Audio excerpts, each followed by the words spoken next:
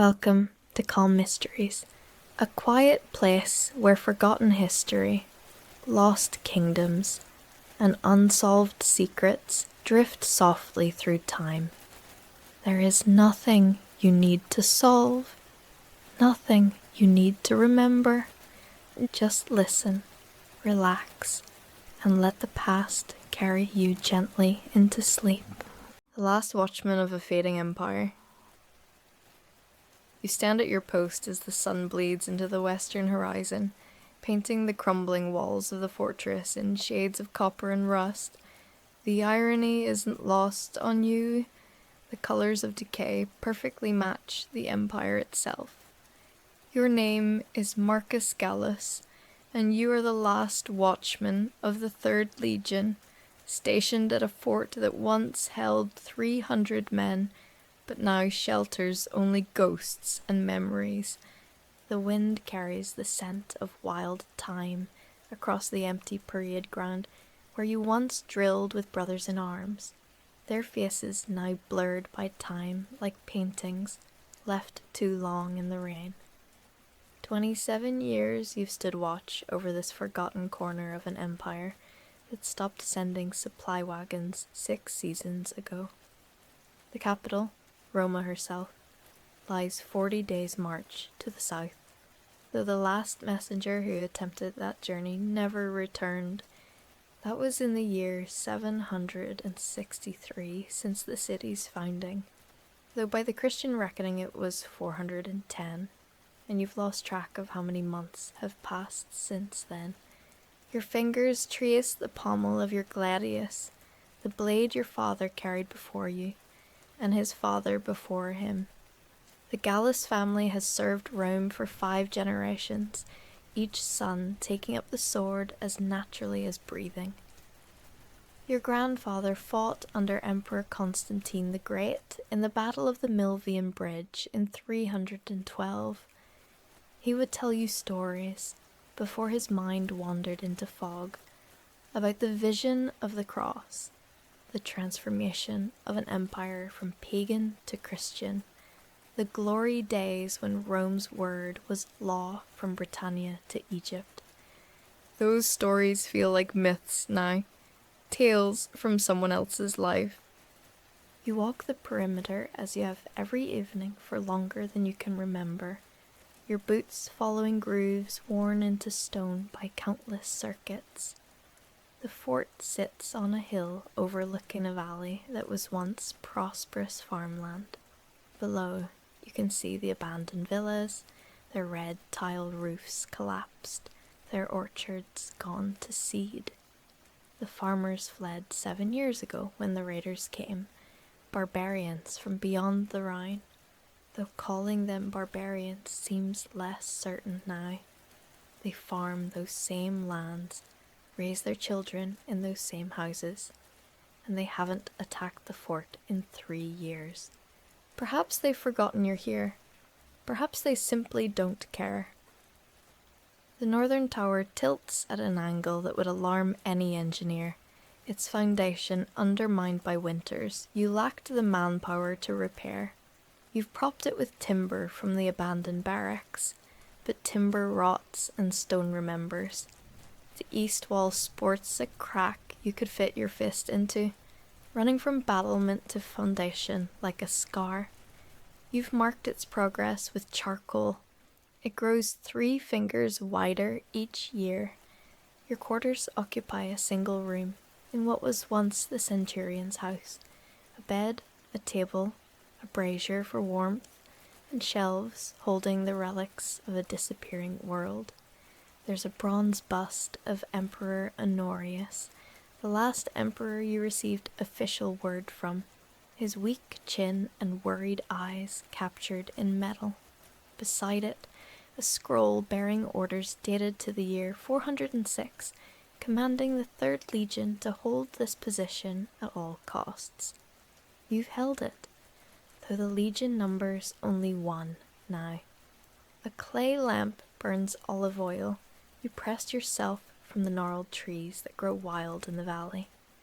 Books line one wall, Virgil's Aeneid, Marcus Aurelius's Meditations, a military manual on siege warfare you've memorized, though there's no longer anyone to besiege. You read them by lamplight. The Latin words, a connection to something larger than your solitude, proof that civilization means more than numbers and territories. As darkness settles over the valley, you light the signal fire in the central tower, as regulations require. The wood is damp. Everything is damp in this country, and the smoke rises in a reluctant spiral. No one watches for your signal. No legion will come if you're attacked. But you light it anyway, because a watchman who abandons his duty isn't a watchman at all, merely a man standing on a wall. You remember the day the last of your comrades left.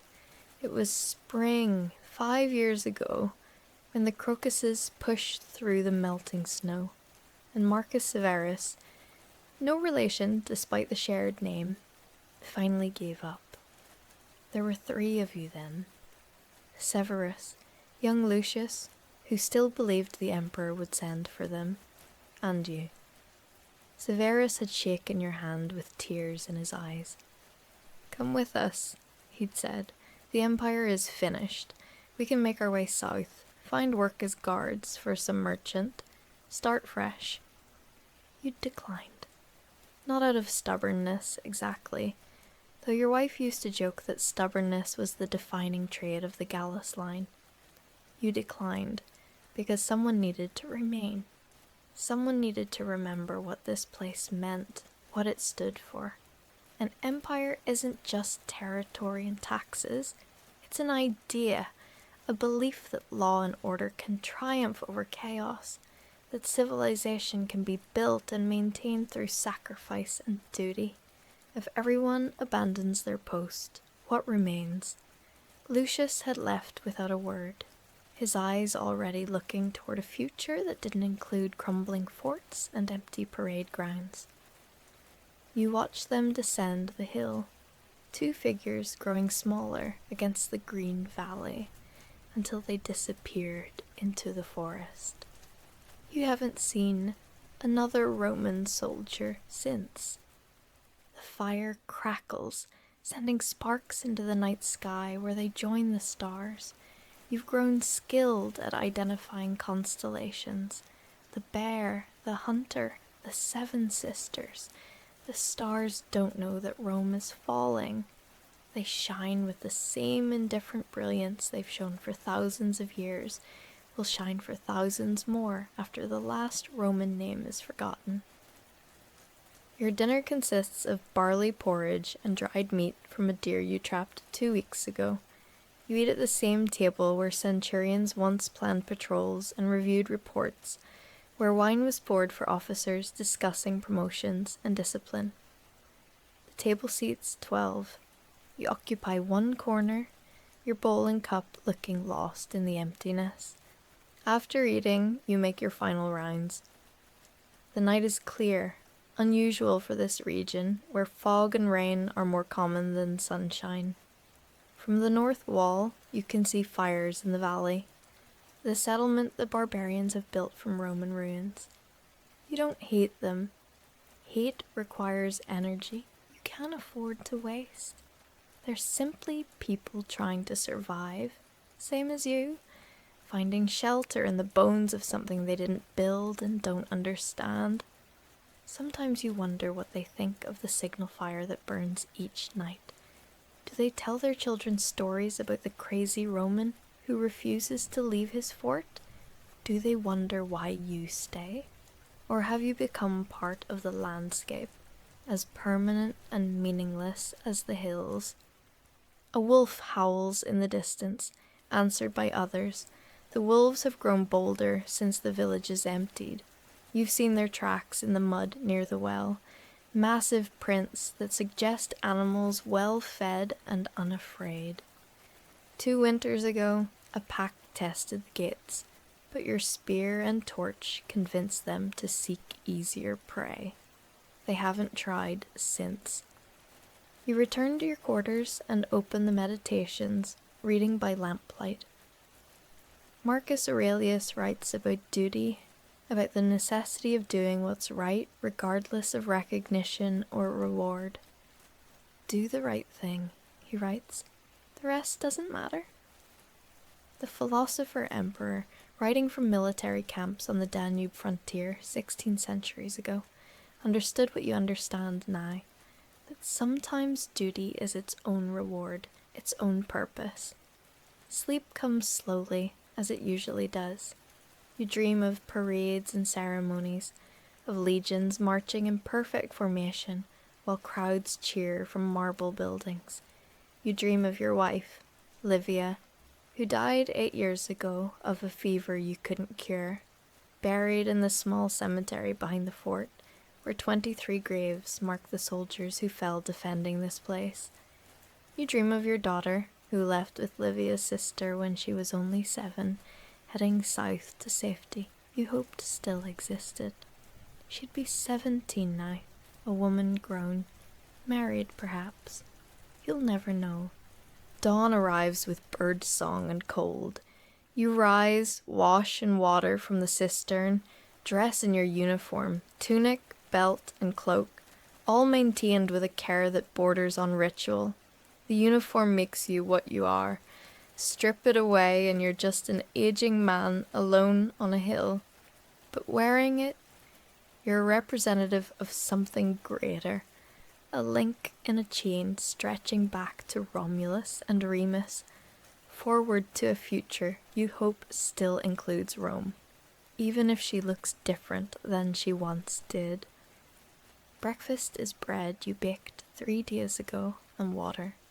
You eat standing, looking out over the valley as morning mist rises from the river.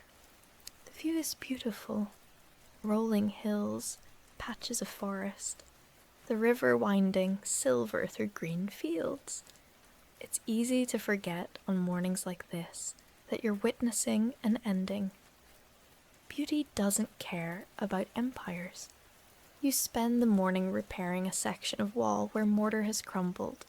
The work is futile in the grand scheme. The fort is too large for one man to maintain. But futility is a concept you've learned to ignore. You mix lime and sand, patch the gaps, try to hold back entropy for another day. The sun climbs higher, warming your shoulders as you work. Around midday, you spot movement on the road from the south. Your hand moves to your gladius, then relaxes.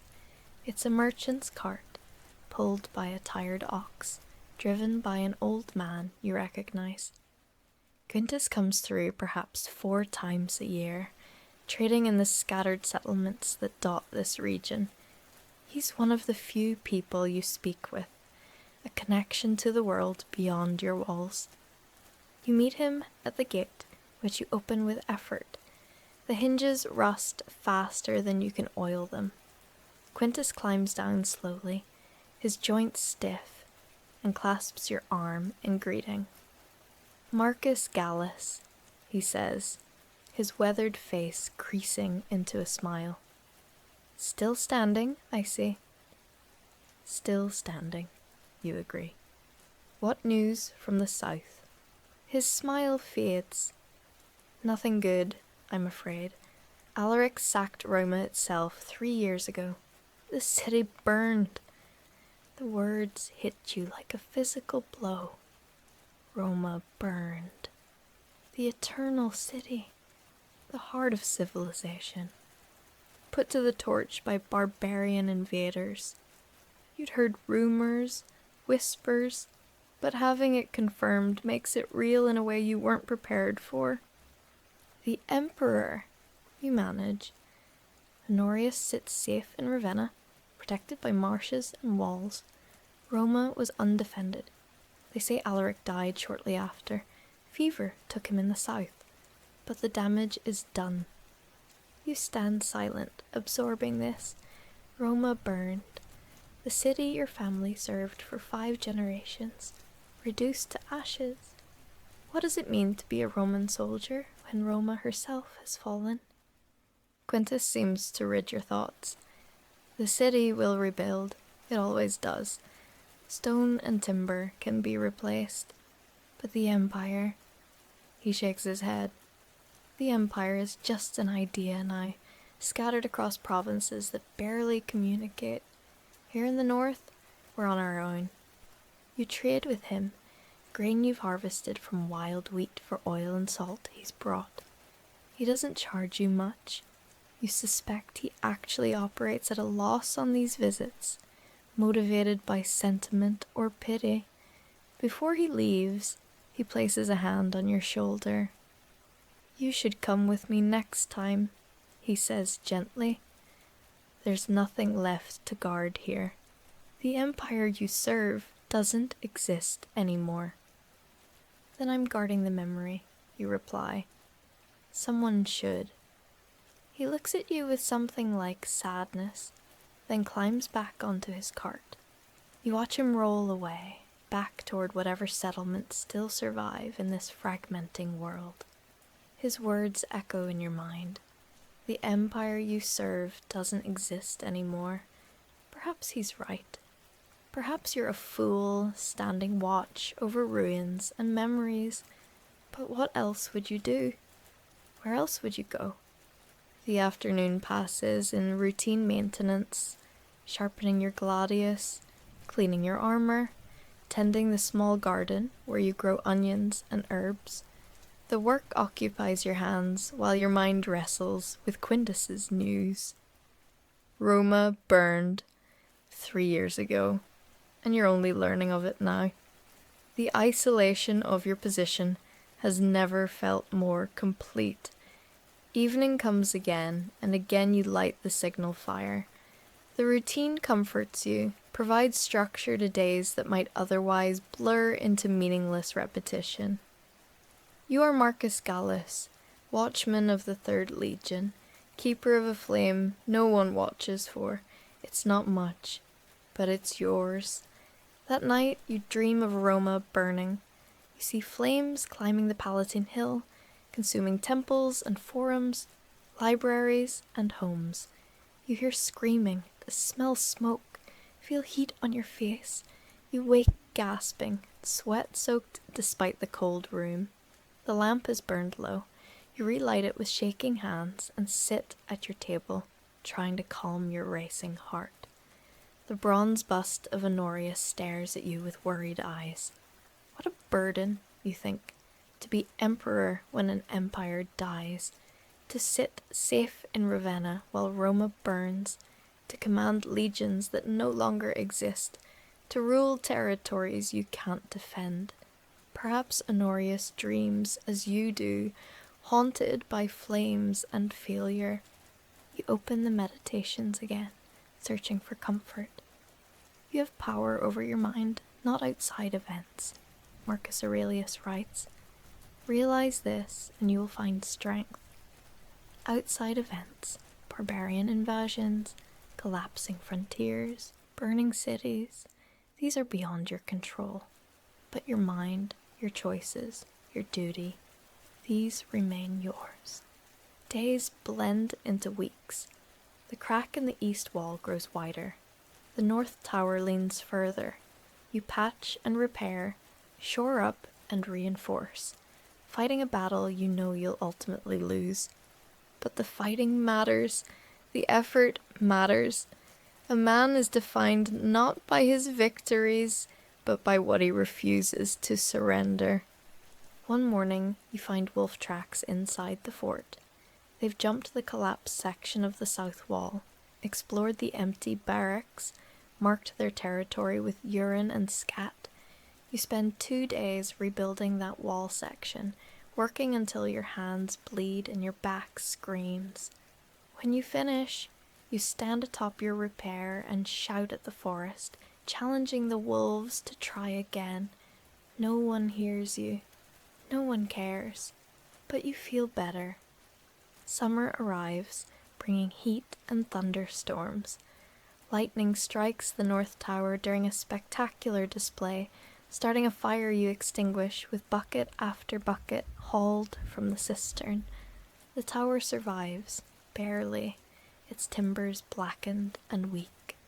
You brace it with more wood, salvaged from buildings you've cannibalized, robbing from emptiness to support emptiness. Quintus returns in late summer, bringing news that Honorius has died. The year is 423, and a new emperor, Valentinian III, has taken the throne. He's only 4 years old, a child emperor for a dying empire. The symmetry almost makes you laugh.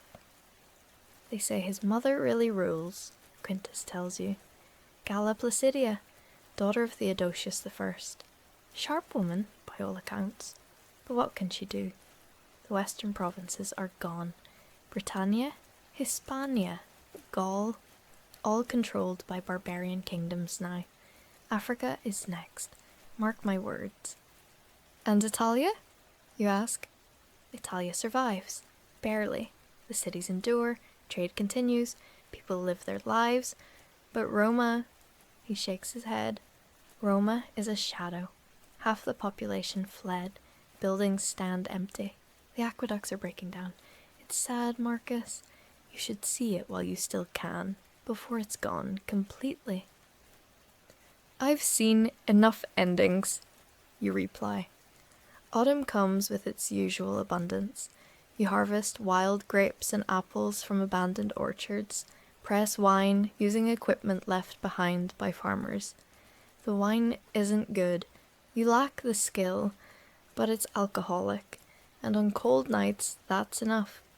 You pickle vegetables, smoke meat, prepare for another winter alone. The barbarian settlement in the valley has grown. You count 20 buildings now, maybe 60 people. Children play in what were once Roman streets.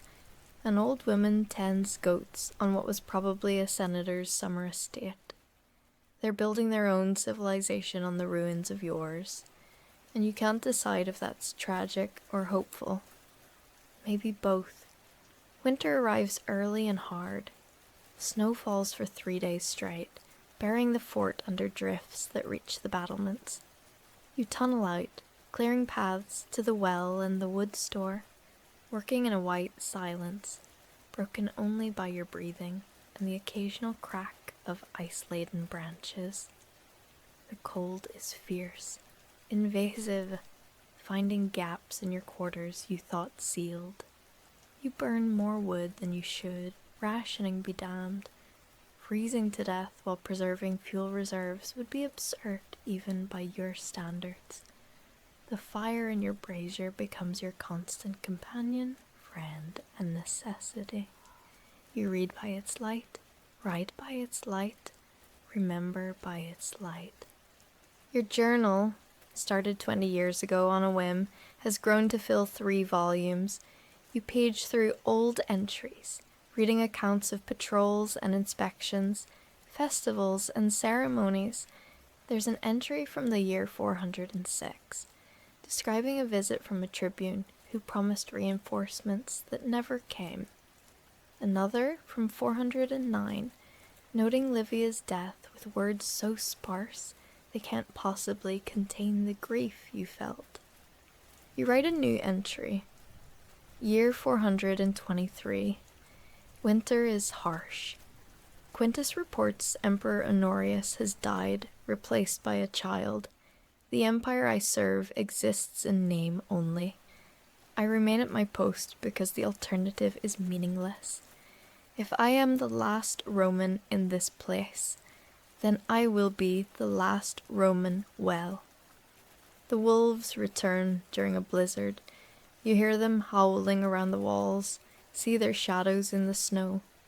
They're hungry. Winter is lean for everyone. You stand on the battlement with your spear outlined against the sky and scream defiance until your throat is raw. The wolves withdraw. Perhaps they remember your spear. Perhaps they simply find easier prey. Either way, they leave you alone. Spring's arrival feels less like awakening and more like exhaustion. The snow melts slowly, revealing damage the winter inflicted. More cracks in walls, a collapsed roof in the stable, sections of palisade rotted beyond repair. You're 61 years old, though you feel ancient. Your joints ache in the morning. Your vision blurs when reading. The strong man who joined the 3rd Legion at 17 is long gone, replaced by this creaking assemblage of scars and stubborn will. But you endure. That's what Gallus men do. You spend weeks repairing winter damage, prioritizing the essential. Your quarters, the well house, sections of wall that can still be saved. The rest you abandon to entropy. The fort shrinks around you, contracting to what one aging man can reasonably maintain. Its defeat acknowledged in mortar and stone, but pragmatic defeat. Even duty has limits. Quintus arrives in late spring, looking older himself. His hands shake now, and he moves with the careful precision of someone whose body no longer follows orders reliably. You share wine, your terrible wine, which he drinks without complaint, and he tells you news from a world that feels increasingly alien. Valentinian III has taken a wife, he says, Latinia Eudoxia, daughter of the Eastern Emperor. They're trying to reunify the empire, east and west together again. Probably won't work, but you have to admire the optimism. How old is Valentinian now, you ask? 16? Old enough to marry, apparently. His mother still runs things, of course. Galla Placidia is the real power in Ravenna. You sip your wine, tasting its vinegary inadequacy. And the frontiers? What frontiers? Quintus laughs bitterly. The Rhine is gone. The Danube is gone. We have cities and territories, but no real borders. The barbarians settle where they please, and we call them federati, federates, allies, as if words change reality. The Visigoths rule Hispania. The Vandals are conquering Africa. And here in Gaul, he gestures vaguely, here we have local arrangements. The barbarians farm, we trade, life continues. Not Roman life exactly, but life. Not yet, you say quietly. He looks at you with concern. Marcus, my friend, when will you admit it's over? This fort, this post, this empire, they're gone. You're guarding ruins. I'm guarding what ruins represent, you reply. Law over chaos, civilization over barbarism, the idea that humans can build something better than mere survival. And if no one remembers, if no one cares, then I remember, I care. That's enough. Quintus leaves the next morning, shaking his head but clasping your arm with genuine affection. Next time I come, he says, I'm bringing you better wine. This stuff could strip paint. You watch him disappear down the road, wondering if you'll see him again. He's old, you're old, the world is old and tired, but hope persists, stubborn as weeds and stone. Summer brings a surprise. Visitors. Not traders or passing travelers, but a small group of barbarians from the valley settlement, 5 of them, led by a tall man with a magnificent beard and cautious eyes. They approach the gate unarmed, hands visible, and you meet them with gladius sheathed but ready. The leader speaks Latin, heavily accented but comprehensible. We come to talk, he says. No fighting, just talk. You invite them in, curious despite your wariness. They look around the fort with obvious interest, taking in the maintained sections and the ruins, the Roman architecture and military precision. They seem impressed, or perhaps puzzled. Why would one man maintain all this? You offer them water, you have nothing else to offer, and ask their business. The leader, who introduces himself as Alaric, the irony of the name isn't lost on you. It was an Alaric who sacked Roma. explains that their settlement has grown, their population expanding. They want to know if you intend to interfere with their expansion into the valley. The valley doesn't belong to me, you say carefully. It belongs to Rome. Rome is gone, Alaric states, not unkindly, just fact. Rome is not gone while Romans remember Rome, you reply. That seems to confuse them. They confer in their own language, a Germanic dialect you don't speak. Then Alaric tries again. We mean you no harm, Watchman, but we need land. Our people need space to grow. This fort, he gestures around. One man cannot use all this. Perhaps we can share. Share how? You keep your walls, your rooms. We use the valley, the empty buildings. We help you maintain the fort in exchange. We can be neighbors, not enemies. It's a reasonable offer, pragmatic and mutually beneficial, but accepting feels like betrayal, like surrendering what you fought to preserve. These are the people who destroyed the empire, who burned the cities, who scattered the legions. Can you make peace with that? But looking at Alaric, at his companions, you see not monsters, but humans. Tired humans, hopeful humans, trying to build lives in a hard world. Their children probably play the same games Roman children play it. Their wives probably worry about the same things Livia worried about. They're people, just people, on the other side of a conflict they didn't start and don't understand. I need time to think, you tell them. They nod, understanding. We will wait, Alaric says, but not forever. We need to know if you are friend or enemy. After they leave, you pace the fort, wrestling with the choice before you. Duty says refuse. Maintain your post. Resist any barbarian presence. But duty to what?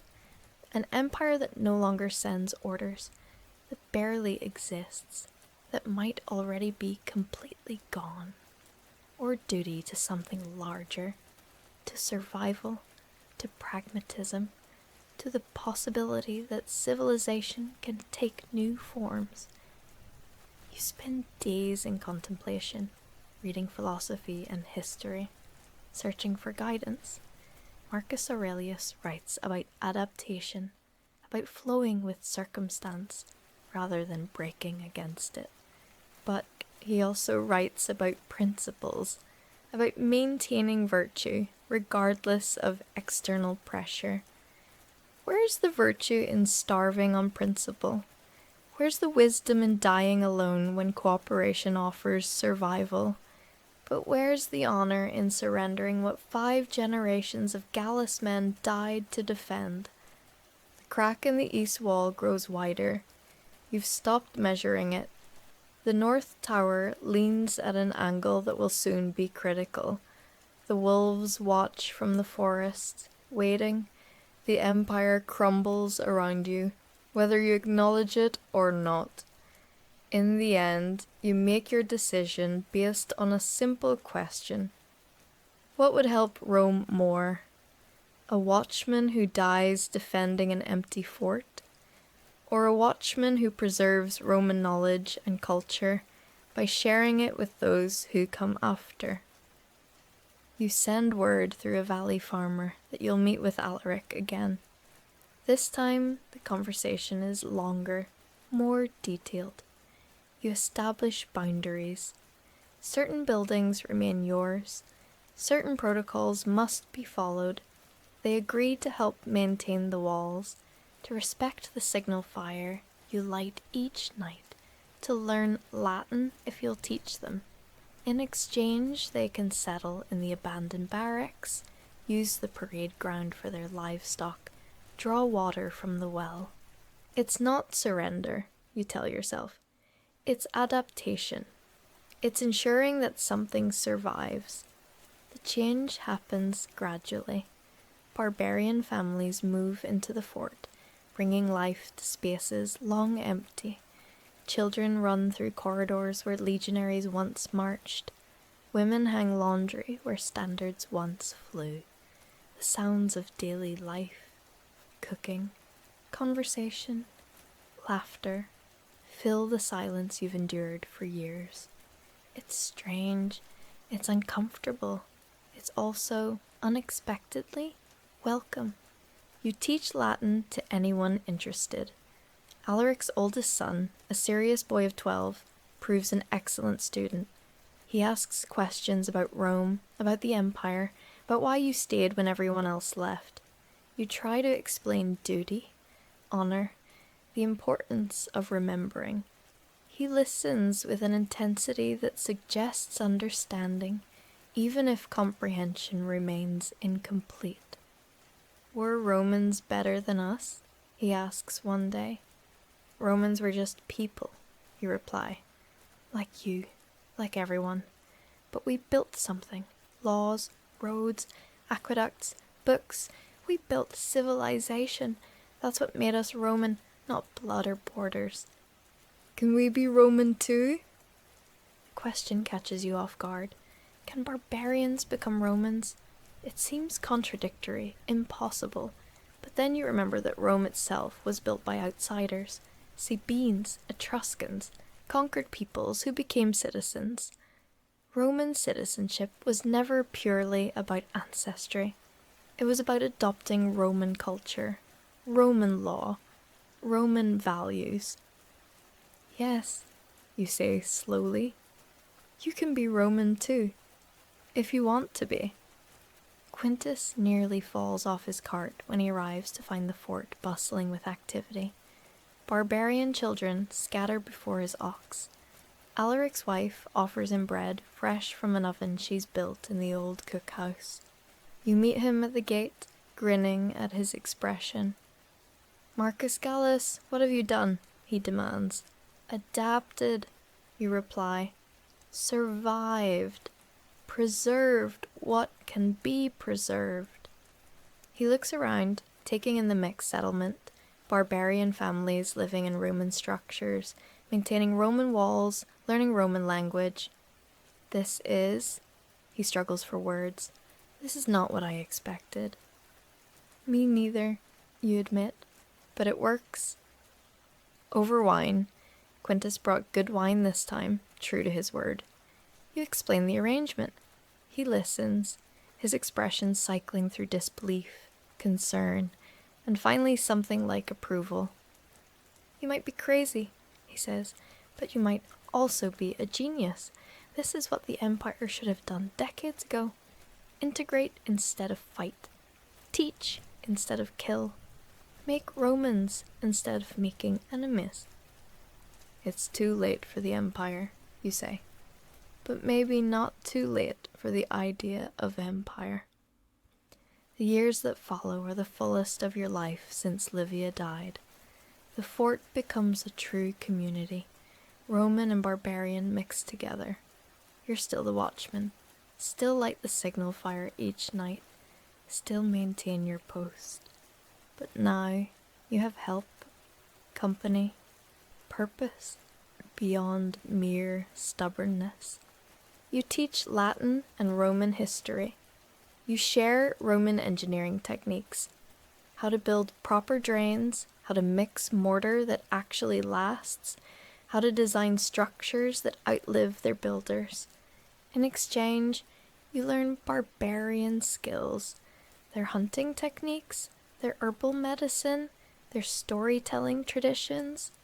The crack in the east wall gets repaired, not by you alone, but by a work crew of 10 men, working together, mixing mortar according to Roman specifications.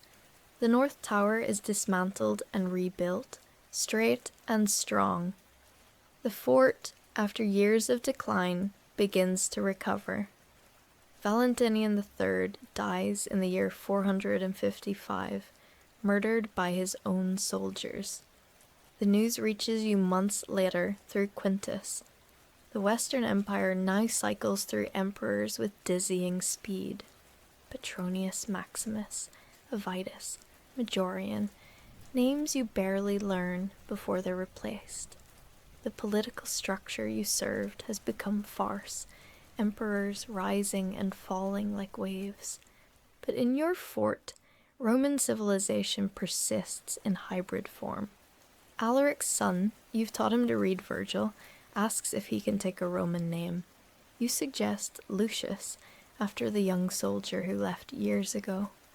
The boy becomes Lucius Alaricson, bridging two worlds in his very name. More barbarian families arrive, drawn by word of a place where Roman and barbarian live peacefully together. Your settlement grows to over 100 people. The valley below flourishes with carefully tended farms. The old villa is restored, not to its former glory, but to functional beauty. Life continues, different than before, but recognizably alive. You're 73 when Quintus dies. He collapses during a visit, his heart finally surrendering to age and hard living. You bury him in the cemetery beside your Roman brothers, marking his grave with a stone that identifies him as a friend of the 3rd Legion. Alaric speaks at the funeral, praising Quintus in Latin for his kindness and fairness. The mixing of cultures feels natural now, unremarkable. With Quintus gone, your last connection to the wider world severs. Traders still come through occasionally, but none you know personally. They bring news of the Empire's continued disintegration. Gaul is now divided among Frankish kingdoms. Britannia is lost to Saxons and Angles. Africa has fallen to the Vandals. In 476, the last Western emperor, a boy named Romulus Augustulus, is deposed by a barbarian general. The Western Roman Empire officially ends. You're 84 years old when you hear this news. The empire you've served your entire life, that your father and grandfather served, is gone. Not dying, not fading, but dead, extinct. History? You should feel devastated. Instead, you feel strangely peaceful. That night, you light the signal fire as always. Lucius Alaricson, now a man of 30, joins you on the tower. He's become your unofficial second in command, helping maintain the fort, teaching the younger generation Latin and Roman customs. Does it matter anymore? He asks, nodding to the fire. Now that there's no empire to signal? I'm not signaling the empire, you reply. I'm signaling the idea, the belief that civilization matters, that law and order and learning are worth preserving. As long as this fire burns, someone remembers what Rome meant. I remember, Lucius says quietly. We all remember. You've made sure of that. You look at him, this barbarian who reads Virgil in Latin, who quotes Marcus Aurelius, who understands Roman engineering and law. Is he less Roman than you? His blood says yes. His education says no. His values, his culture, his identity, all Roman or Roman enough. You're the future, you tell him. You and the others like you.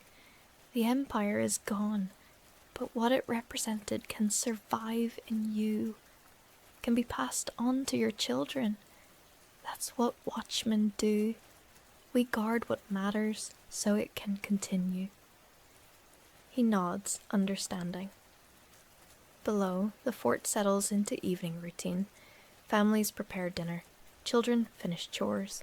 Life continues.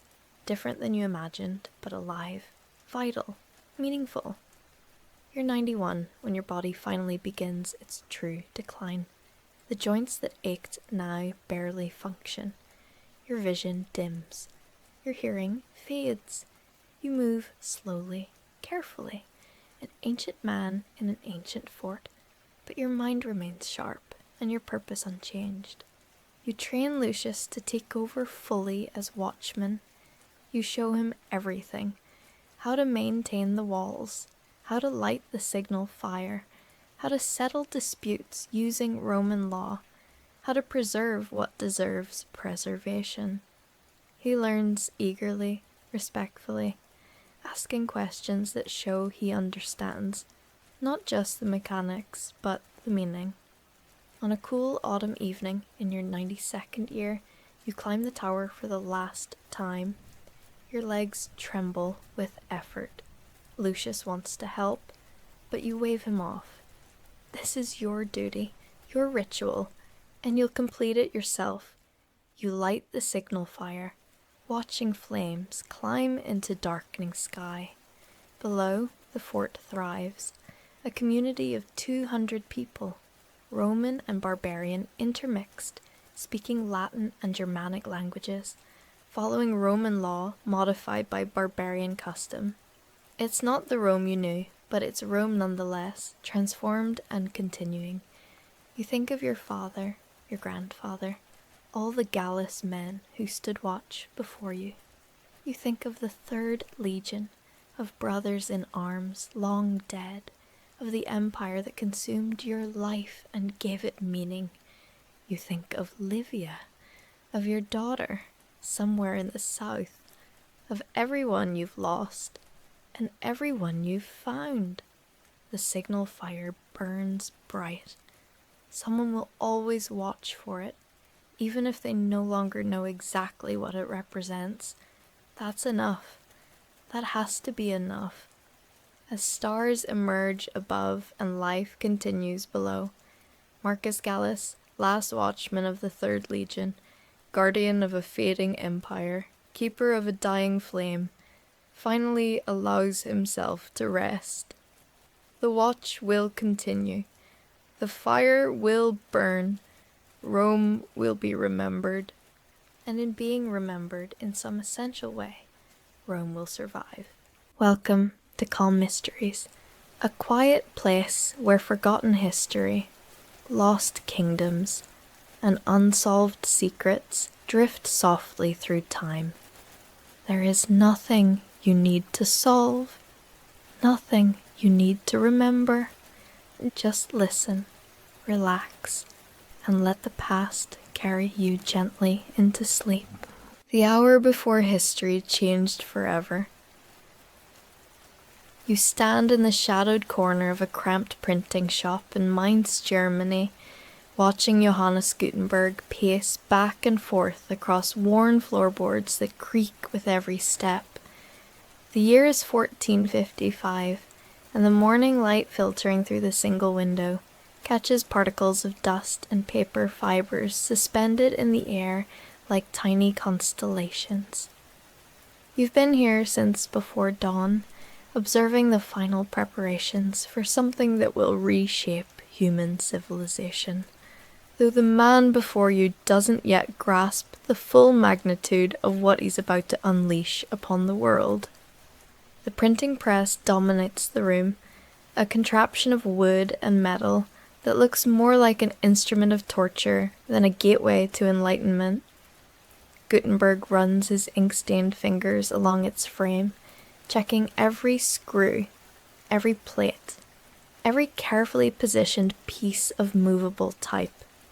He spent the last 5 years perfecting this machine, borrowing money he cannot repay, sacrificing friendships and partnerships, betting everything on a technology that most people in this medieval city consider either witchcraft or foolishness. In precisely 1 hour, he will demonstrate his invention to a carefully selected group of merchants and clergymen who hold his financial fate in their hands. The air smells of linseed oil, metal, and the sharp tang of ink mixed fresh this morning. 3 assistants work quietly in the background, arranging sheets of paper, checking the consistency of the ink, making certain that everything will function flawlessly when the moment arrives. They move with the nervous energy of people who understand that their livelihoods depend on the success of the next 60 minutes. One of them, a young apprentice named Hans, drops a composing stick, and the metallic clatter makes everyone freeze. Gutenberg doesn't turn around, but his shoulders tense, and you can see him counting to 10 in his head before continuing his inspection. What strikes you most about this moment is how ordinary it feels. There are no angels singing, no dramatic lightning strikes, no sense of cosmic significance that you might expect from a scene that will be painted and reimagined by artists for the next 6 centuries.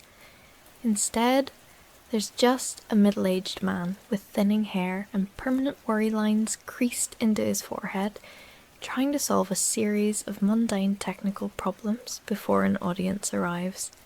The revolutionary nature of what's happening exists only in potential, invisible to everyone in this room, except perhaps Gutenberg himself, and even he seems plagued by doubt this morning.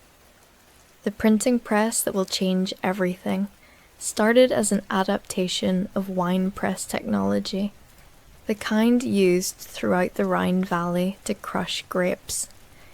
Gutenberg spent years figuring out how to modify the screw mechanism to apply even pressure across a flat surface, how to create metal type that would produce consistent impressions, how to develop an ink that would transfer cleanly from metal to paper without smearing or fading. Each problem led to a dozen more. Each solution required experimentation and failure and starting over. The process nearly broke him financially and spiritually multiple times. You watch him select a piece of type from one of the many cases lining the walls, hold it up to the light, examine it for imperfections. These tiny pieces of metal represent years of metallurgical innovation. Gutenberg had to invent an entirely new alloy that would melt at relatively low temperatures, but remain hard enough to withstand repeated impressions. He experimented with combinations of lead, tin, and antimony, testing ratios, adjusting formulas, casting and recasting until he achieved exactly the right properties. The letter he's examining now is one of thousands, each hand-cut from a punch, each strike into a matrix requiring perfect precision, each cast requiring perfect consistency. The technology of movable type isn't entirely new to the world. Chinese inventors developed similar systems centuries earlier, using ceramic and wooden characters to print texts. Korean craftsmen created bronze type in the early 13th century. But none of these innovations spread beyond their regions of origin, and none triggered the kind of information revolution that's about to begin in this small German city. The difference isn't just the technology itself, but the convergence of multiple factors. The alphabetic writing system that requires only a few dozen characters instead of thousands, the growing demand for books among an increasingly literate merchant class, the development of paper manufacturing in Europe, and the peculiar genius of one obsessed inventor who understood how all these elements could fit together. Gutenberg moves to the form, the metal frame that holds the arranged type for a single page. This particular page contains text from the Bible, carefully composed letter by letter, word by word, line by line. The composition process took weeks of painstaking labor. Each character had to be selected from the type case, placed in a composing stick, spaced properly with blank pieces of lead, justified to create even margins, then transferred to the form. A single mistake could ruin hours of work. A misplaced letter could constitute heresy if it altered sacred text. The pressure on the compositors was immense, and you can see the evidence of their stress in the worried glances they exchange as Gutenberg inspects their work. The ink formulation represents another area where Gutenberg had to innovate beyond existing knowledge. Traditional inks used for manuscript writing wouldn't work with metal type and mechanical pressure. They were too thin, too inconsistent, unable to transfer properly from metal to paper. Gutenberg experimented with oil-based inks, testing different combinations of carbon black and various oils, adjusting viscosity, testing adhesion properties, measuring how long the ink would remain viable on the type before drying. The formula he finally developed produces deep, rich blacks that won't fade for centuries, though he doesn't know that yet. All he knows is that it works better than anything else he's tried. Outside the window, Mainz is beginning to wake up. You can hear the sounds of the city stirring, vendors setting up in the marketplace, church bells ringing the hour of prime, horses clopping on cobblestone streets, voices calling greetings in the distinctive dialect of the Rhine region. None of those people know that something extraordinary is about to happen in this unremarkable building on a side street. They're thinking about bread prices and weather and local gossip, not about how the fundamentals of human communication are about to transform. History often works this way, you've noticed. The most consequential moments unfold in obscurity while everyone's attention is directed elsewhere. Gutenberg's financial situation adds urgency to everything happening in this room. He owes money to Johann Fust, a wealthy merchant who invested 800 guilders in the printing project. That's an enormous sum, equivalent to several years of wages for a skilled craftsman. The loan came with interest and terms, and those terms are coming due. If this demonstration fails, if the merchants and clergy who arrive in less than an hour aren't impressed enough to place orders or provide additional funding, Gutenberg will lose everything. The press will be seized, the type melted down, years of innovation and effort reduced to settling a debt. The pressure of this possibility hangs in the air as heavy as the smell of ink. What you find fascinating is how much had to go right for this moment to occur. Gutenberg needed to be born in a city with both goldsmithing traditions and winemaking technology. He needed access to the new paper mills that had recently spread through Europe from their origins in the Islamic world. He needed the mathematical knowledge to solve problems of proportion and spacing. He needed the business connections to secure funding. He needed the religious environment that made Bible production both spiritually important and economically viable. He needed assistants skilled enough to execute his vision. Remove any one of these factors, and the printing revolution might have been delayed by decades or centuries. The apprentice Hans is now testing the press mechanism, pulling the bar that drives the screw downward, checking that the platen descends evenly across the forme. The wooden components creak and groan, sounds that make Gutenberg wince every time. He's worried about mechanical failure during the demonstration, worried that humidity might have swelled the wood overnight, worried about 100 different things that could go wrong. You can see him mentally rehearsing the presentation, planning what he'll say, how he'll explain the process, what arguments he'll use to convince skeptical observers that this strange machine represents humanity's future, rather than a craftsman's folly. The revolution about to begin isn't just technological, it's economic, social, religious, and political. Handwritten books currently cost a fortune, requiring months or years of labor by scribes who copy texts one letter at a time.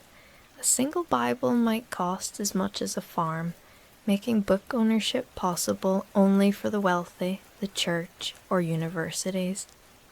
This artificial scarcity gives tremendous power to those who control access to written knowledge. The Catholic Church maintains its authority, partly through monopoly over biblical texts. Universities control which ideas spread and which remain obscure. The ability to mass-produce books will shatter these monopolies, distributing power in ways that nobody in this room can fully anticipate. Gutenberg himself probably isn't thinking about political revolutions or the Protestant Reformation or the scientific Enlightenment. He's thinking about whether he can sell enough Bibles to repay his loans and make a profit. He's an inventor and businessman, not a social revolutionary. Yet the technology he's created will enable Martin Luther to spread his 95 Theses throughout Germany in weeks rather than years. It will allow scientists to share discoveries and build upon each other's work. It will eventually make books cheap enough that common people can own them, literacy important enough that public education becomes necessary, ideas dangerous enough that governments try desperately to control printing presses. All of that stems from what's about to happen in this room. The morning light has strengthened now, illuminating the workspace more fully. You can see details you missed in the earlier dimness.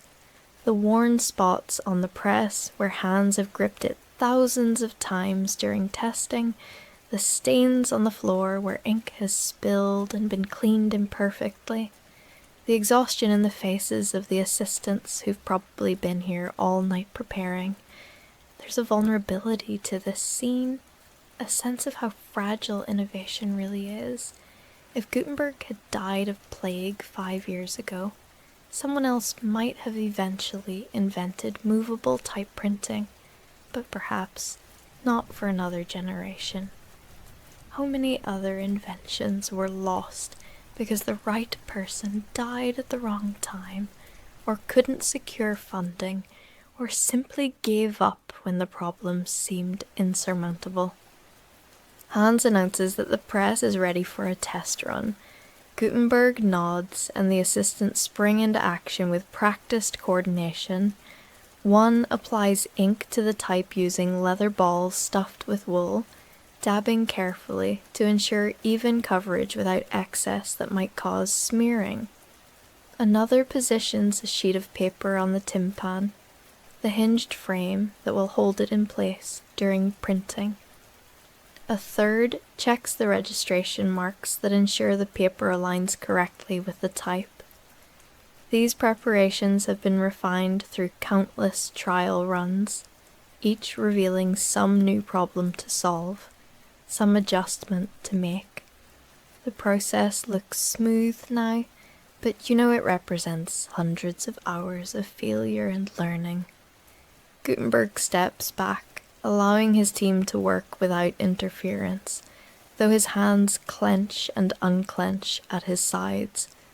This is the hardest part for any creator, trusting others to execute your vision, accepting that you can't control every variable, knowing that success or failure might hinge on factors beyond your direct management. The apprentices understand the weight of this moment. They move with careful deliberation, double-checking each step, communicating in quiet murmurs that barely disturb the concentrated atmosphere. The bar is pulled, the screw descends, the platen presses the paper against the inked type with a pressure that has been calculated and calibrated through extensive experimentation. Too much pressure, and the paper tears or the type makes an impression so deep it damages future printings. Too little pressure and the ink doesn't transfer properly, leaving gaps and faint letters. Gutenberg spent months determining the exact amount of force needed, adjusting the mechanical advantage of the screw, modifying the size and weight of components. The press releases with a slight shudder, and the tympan is lifted to reveal the printed sheet. The result is perfect. Sharp black letters stand out against the white paper in neat, even lines. The spacing is consistent, the ink coverage uniform, the registration precise. It looks almost identical to the best manuscript pages produced by master scribes, but this took minutes instead of hours. One of the assistants exhales audibly, releasing tension he probably didn't realize he was holding. Hans grins widely before catching himself and adopting a more professional demeanor. Even Gutenberg allows himself a slight smile, the first you've seen from him this morning. But there's no time to celebrate. The demonstration begins in less than an hour, and there's still much to prepare. The test sheet is carefully set aside to dry. Fresh paper is positioned for the actual demonstration. Ink levels are checked and topped off. The type is examined one final time for any damage from the test impression. Tools are arranged within easy reach. The room is tidied, swept clean of paper scraps and metal shavings. Everything must look professional, organized, trustworthy. These visitors will be investing their money based partly on whether they believe Gutenberg and his team can deliver reliable results. You notice that Gutenberg keeps glancing toward the door, anticipating the arrival of the first guests. His fate depends on what happens in the next hour, but so does something much larger. If this demonstration succeeds, if orders are placed and production begins in earnest, the information revolution starts here, in this room, today. If it fails, the idea doesn't die. Someone somewhere will eventually develop similar technology. But it gets delayed, and all the consequences get postponed. The Protestant Reformation might not happen when it did. The scientific revolution might take a different form. The spread of literacy and the development of public education might follow different timelines. History has contingent moments, points where events could genuinely have gone another way, and you're witnessing one of them. The technology Gutenberg has created seems simple in retrospect, almost obvious. Take movable type, arrange it into words and lines, ink it, press paper against it, repeat as needed. But obvious solutions often appear that way only after someone demonstrates them. Before Gutenberg, scribes had been laboriously copying texts by hand for over 1,000 years. The Chinese had movable type for centuries, without it revolutionizing their society. Sometimes invention requires not just the technology, but the entire ecosystem around it. The social and economic conditions that allow an innovation to spread and transform, rather than remaining a curious novelty. The room falls silent, except for the steady tick of a mechanical clock, a relatively new invention itself, another technology changing how people experience time. Gutenberg stands near the press with his hands clasped behind his back, staring at it as though willing it to perform flawlessly. His assistants have completed their preparations, and now wait with nothing to do but manage their anxiety. This moment of stillness before the demonstration feels suspended, stretched, as though time itself is holding its breath before releasing something new into the world. You consider what it takes to change history. Vision, certainly. The ability to see possibilities others miss. Technical skill to transform vision into reality. Persistence to work through failures and setbacks. Resources to fund experimentation and development. Luck to be born in the right place at the right time with the right circumstances. Gutenberg has all of these, though barely. His vision is clear even if its full implications aren't. His technical skills are extraordinary, combining goldsmithing precision with mechanical innovation. His persistence borders on obsessive, evident in the years he's devoted to this project, despite mounting debts and skepticism from others. His resources are stretched to the breaking point, dependent entirely on what happens in the next hour. His luck has held so far, but luck is fickle. The first knock on the door comes earlier than expected. Hans rushes to answer it, then returns, looking slightly panicked. "Master Gutenberg," he says in a low voice, "Johann Fust has arrived, and he's brought others with him." Gutenberg's face goes pale. Fust, his creditor, arriving early and unexpected, bringing witnesses.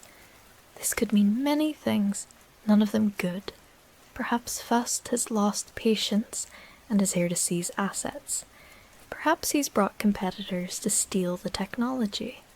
Perhaps he simply wants to maximize the drama and pressure on this demonstration. Whatever his motivation, his presence changes the dynamic of what's about to happen. Gutenberg straightens his tunic, runs a hand through his thinning hair, and nods to Hans. "Show them in," he says, his voice steadier than you expected. "This is it, then. The hour before history changes forever is about to become the hour when it actually changes. Everything that's coming, the spread of literacy, the democratization of knowledge, the wars of religion, the scientific revolution, the age of enlightenment, the modern world with all its possibilities and problems. All of it depends on what happens in this room in the next 60 minutes.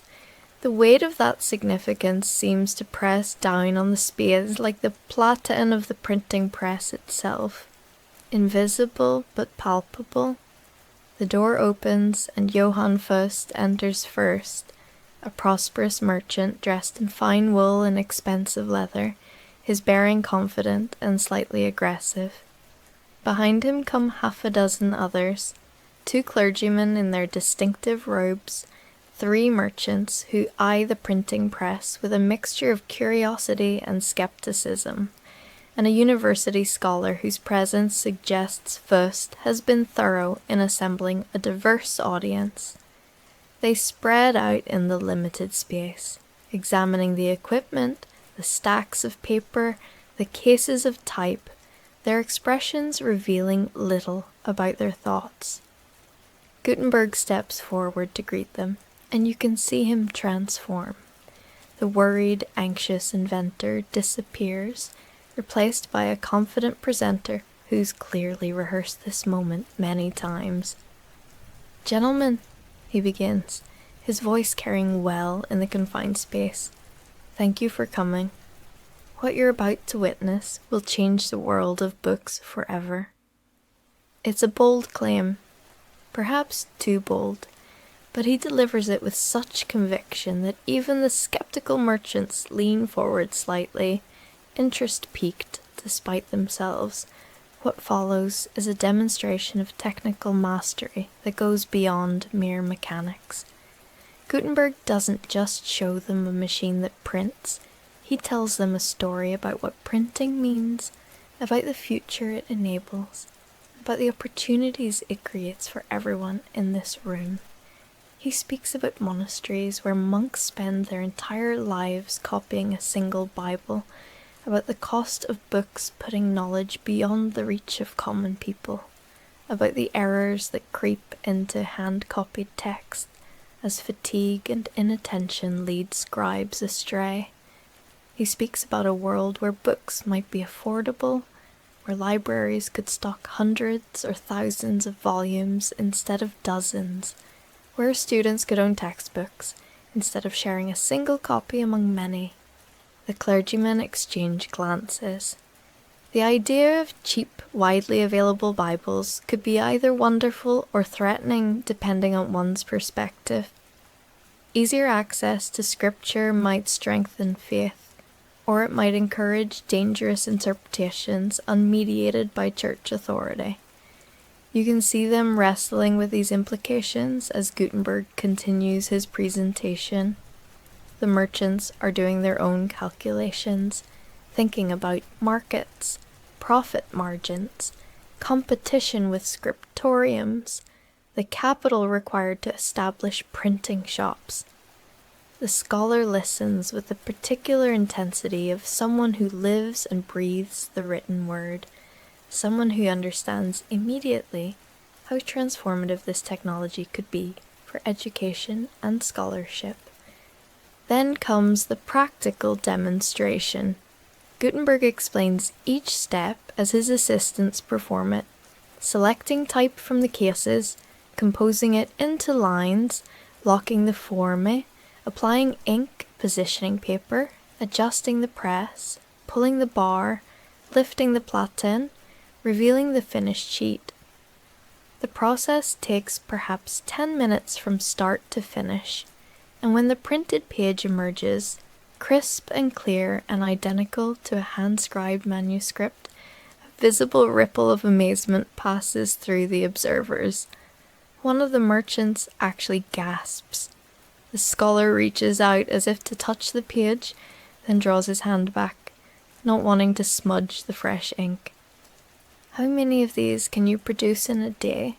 asks Fust, his voice neutral, giving nothing away. This is the crucial question, the one that will determine whether printing is merely an interesting novelty or a genuine revolution. Gutenberg has prepared for this. A skilled team, he says, can print approximately 300 pages in a single day. Compare this to a scribe who might complete 2 or 3 pages in the same time if working on a complex text like the Bible. The numbers speak for themselves. One printing press with a team of 3 or 4 people can outproduce a scriptorium of 50 scribes. The economic implications are staggering, but one of the clergymen raises an objection you've been waiting to hear. "How can we be certain of accuracy?" he asks.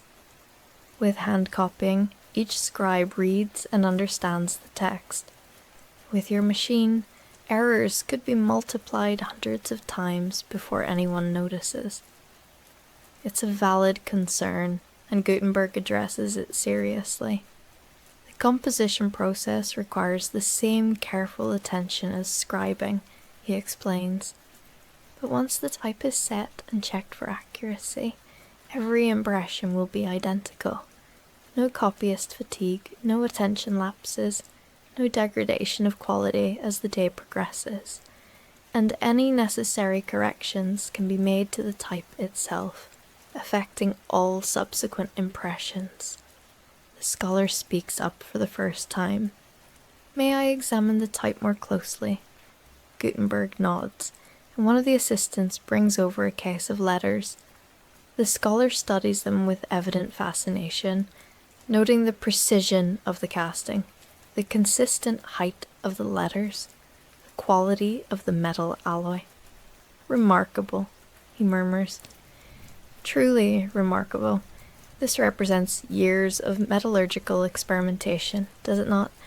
Gutenberg confirms that it does, and launches into a technical explanation of the alloy composition, the casting process, the importance of getting every detail exactly right.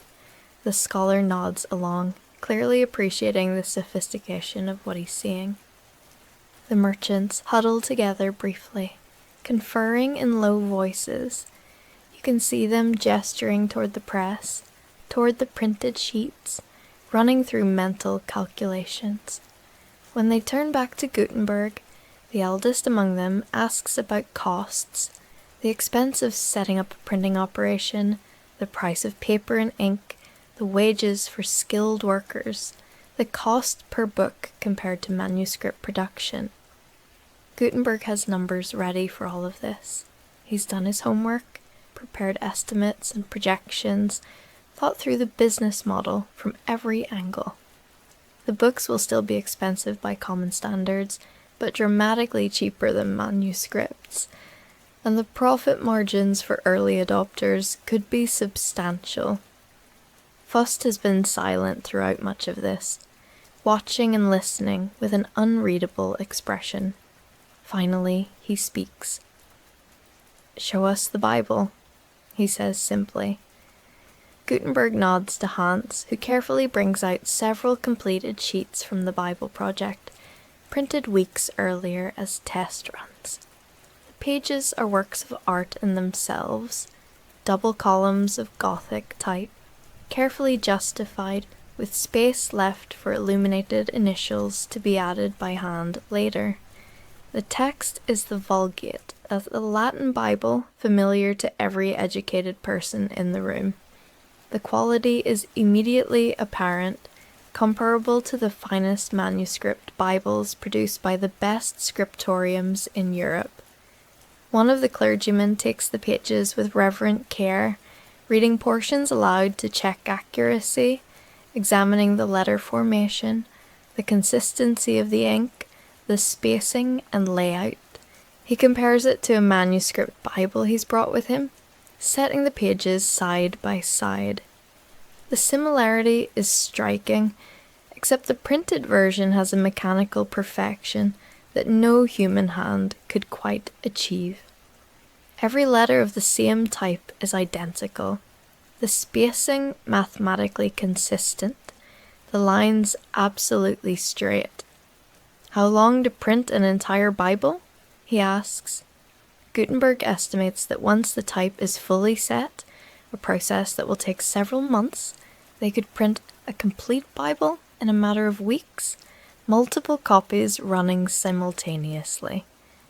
The implications begin to sink in visibly. You can see it in how the visitors look at each other, in the subtle changes in their postures and expressions. They came here curious or skeptical, or merely humoring a creditor's risky investment. They're leaving as witnesses to something genuinely unprecedented. The merchant who gasped earlier is now openly excited, talking rapidly to his companions about market opportunities, cities where printing shops might be established, the demand that surely exists for affordable books. The scholar is already imagining what this means for universities, for the preservation and dissemination of classical texts, for the advancement of learning. But it's the reaction of the clergymen that fascinates you most. They're caught between competing impulses. On one hand, the ability to produce inexpensive Bibles supports the Church's mission of spreading faith and scripture. On the other hand, that same ability threatens the Church's control over religious knowledge and interpretation. One of them asks Gutenberg directly, who will decide which texts are printed? Who will ensure that heretical or dangerous works are not spread widely? It's a question that will echo through the centuries, the fundamental tension between information freedom and information control that will define much of the printing age. Gutenberg's answer is diplomatic. I am a faithful son of the Church, he says. My purpose is to serve God by making his word more accessible. Naturally, the Church would have authority over what is appropriate to print. It's the answer they need to hear, though history will prove more complicated. Once the technology exists and spreads beyond Gutenberg's control, once multiple printing shops operate throughout Europe, the question of who decides what gets printed will become increasingly difficult to answer. The printing press will eventually escape all attempts at centralized control, becoming a tool of reformation and revolution, precisely because it's too useful and too profitable to suppress. Fust finally reveals his hand. Gentlemen, he addresses the group, I have invested considerably in this enterprise, and I believe you can see why. I propose that we form a consortium to fund full-scale production. Master Gutenberg has proven the concept. Now we must capitalize it properly. This is what he came for, then. Not to seize assets, but to expand the business, to bring in additional investors who can provide the substantial capital needed to ramp up production. The merchants immediately express interest. The scholar mentions university patrons who might want to be involved. Even the clergymen speak cautiously about church funds that might be directed toward such a worthy project. Negotiations begin immediately, right there in the printing shop, and you watch Gutenberg navigate them with surprising skill. He's protective of his invention, insisting on maintaining control over the technical processes, but flexible on business arrangements that will bring in needed funding. The conversation becomes detailed and specific. How many presses to construct, how many workers to hire, what texts to print first, how to price the books, where to sell them, how to protect the technology from competitors who will inevitably try to copy it once word spreads. The energy in the room has completely transformed from the nervous tension of the early morning to the electric excitement of people who sense they're on the cusp of something extraordinary. The hour before history changed forever is ending, and history is indeed changing. In this room, at this moment, the information age is being born. The technology Gutenberg has developed will spread rapidly now. Within 20 years, printing presses will operate in dozens of European cities. Within 50 years, millions of books will have been produced, fundamentally altering the intellectual landscape of Western civilization. The Protestant Reformation will become possible, because Martin Luther's ideas can spread faster than church authorities can suppress them. The scientific revolution will accelerate, because researchers can share findings and build upon each other's work. The Enlightenment will emerge because ideas can circulate widely enough to create genuine public discourse.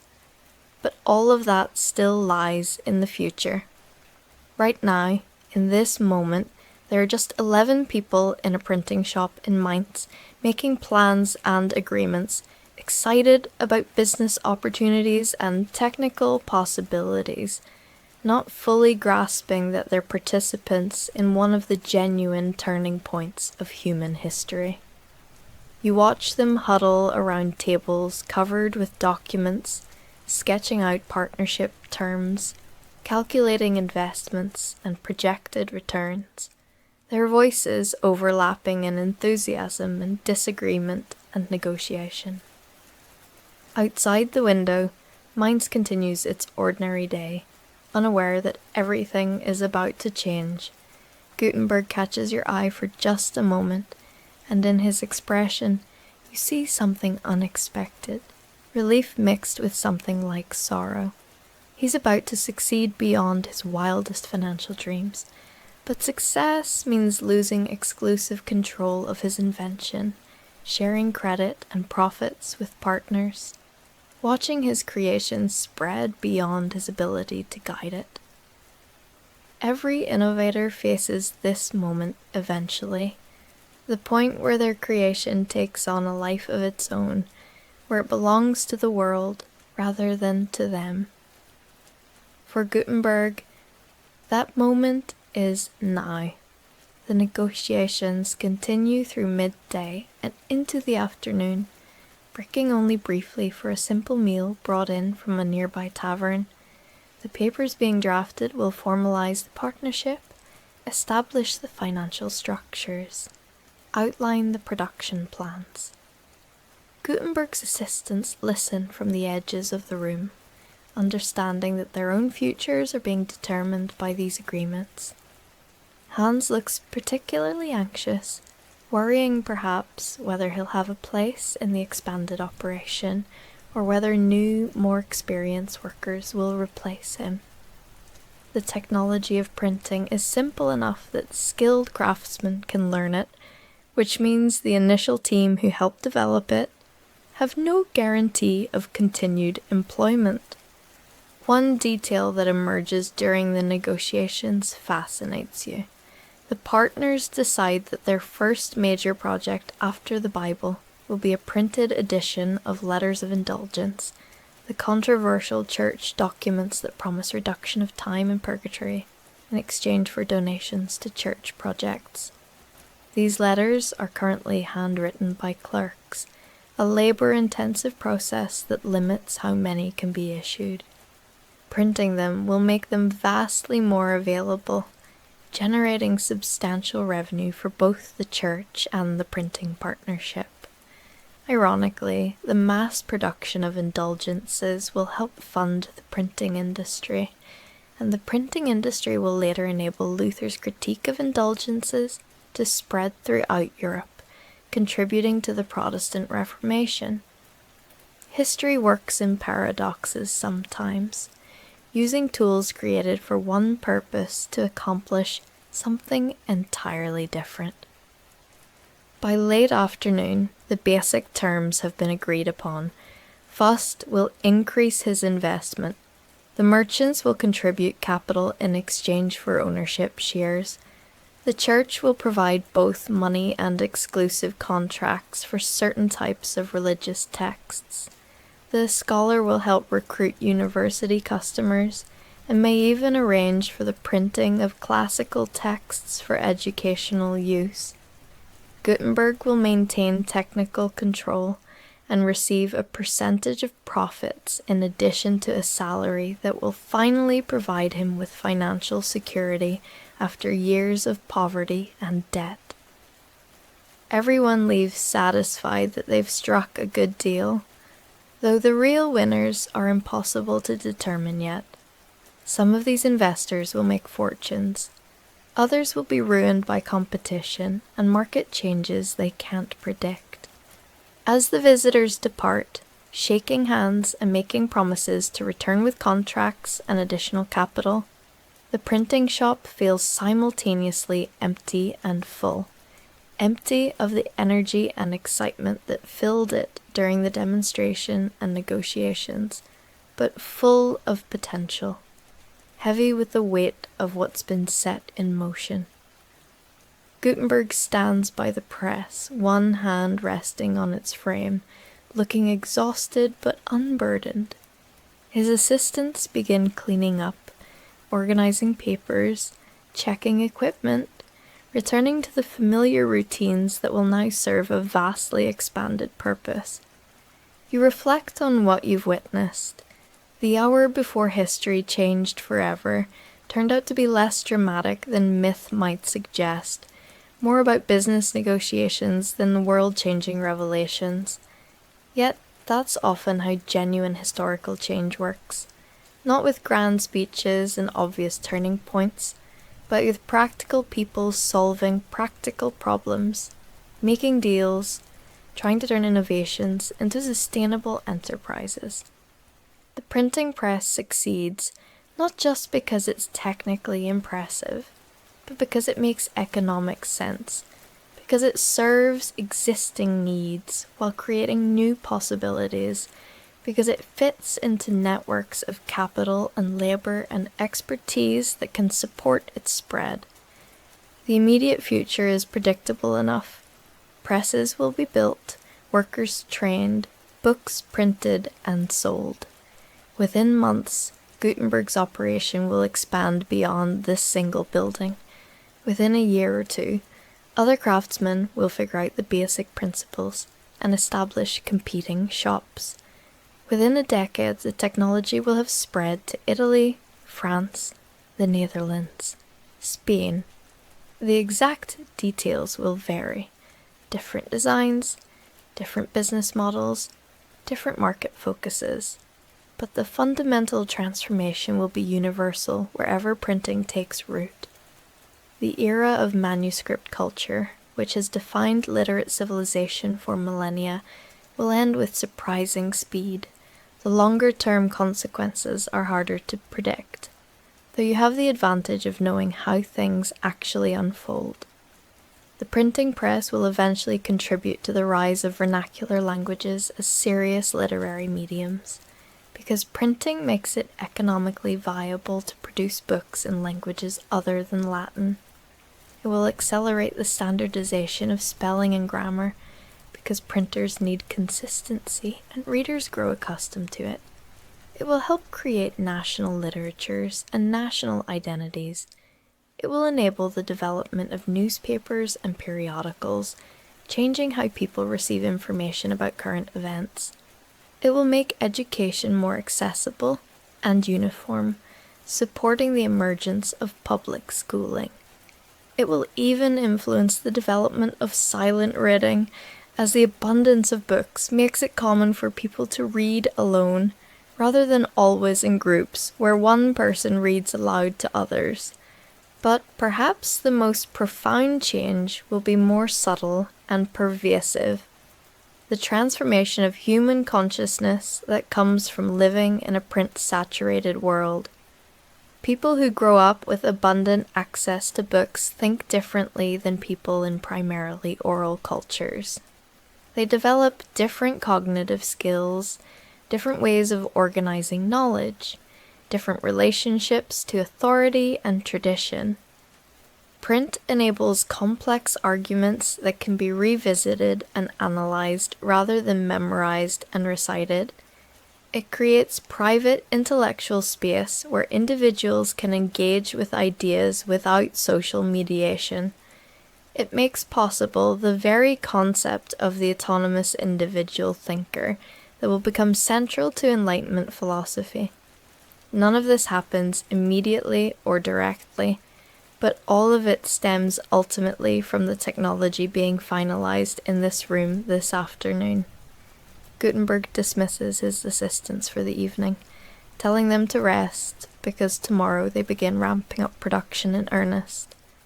Hans hesitates at the door, clearly wanting to say something, but unable to find the words.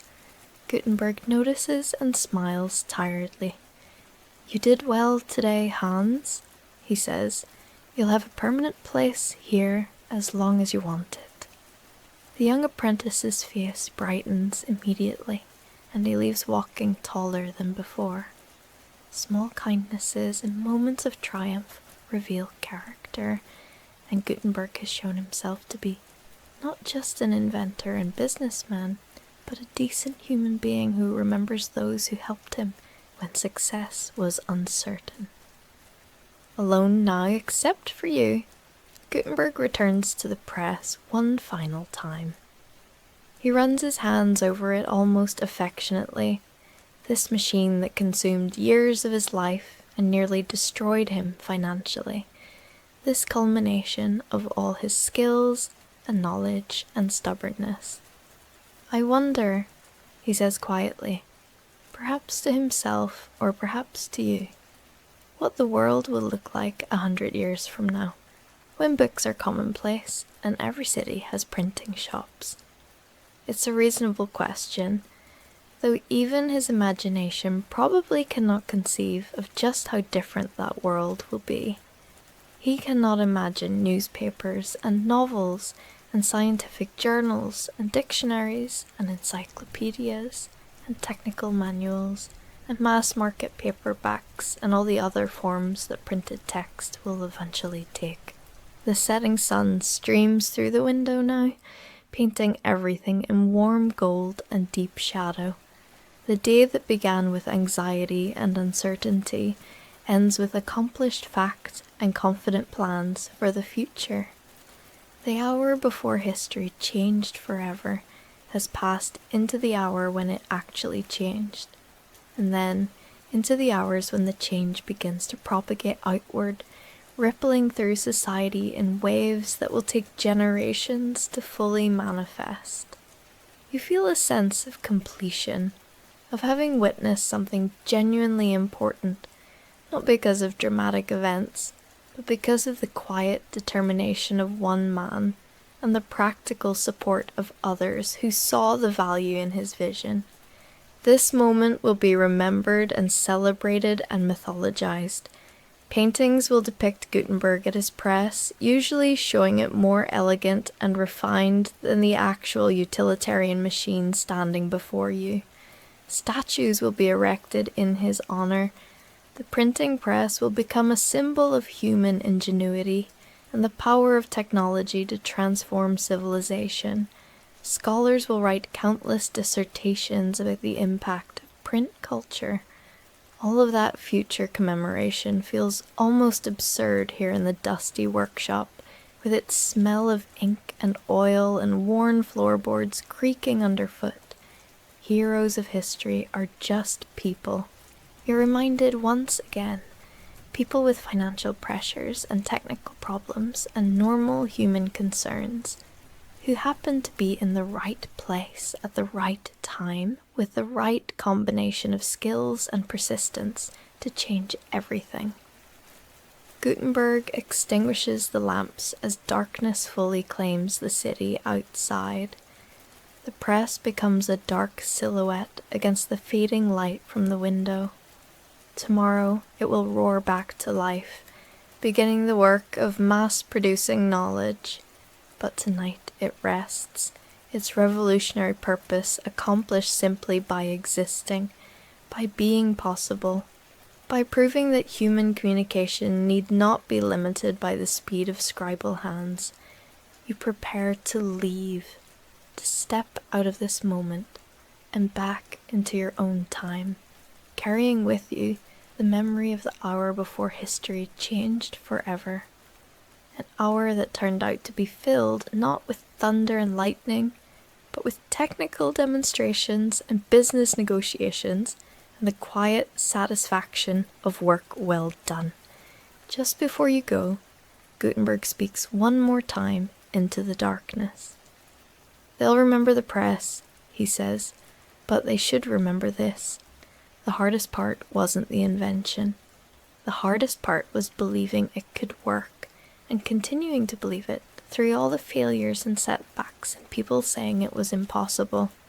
The press is just metal and wood.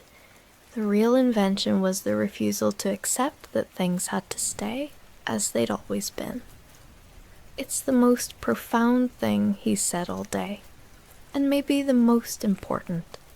Every innovation requires not just technical skill, but the imagination to envision alternatives and the stubbornness to pursue them, despite all reasonable objections. The printing press exists because Gutenberg possessed both in abundance. The hour before history changed forever is over now. History has changed, though most people won't realize it for years or decades. The technology released into the world today will spread and evolve and enable transformations that nobody in 1455 minds can fully anticipate. It will empower and threaten, liberate and control, enlighten and propagandize. It will be used for great good and terrible harm, sometimes simultaneously, but it will above all make the modern world possible, creating the information infrastructure on which science, education, democracy, literature, journalism, and countless other aspects of contemporary life depend.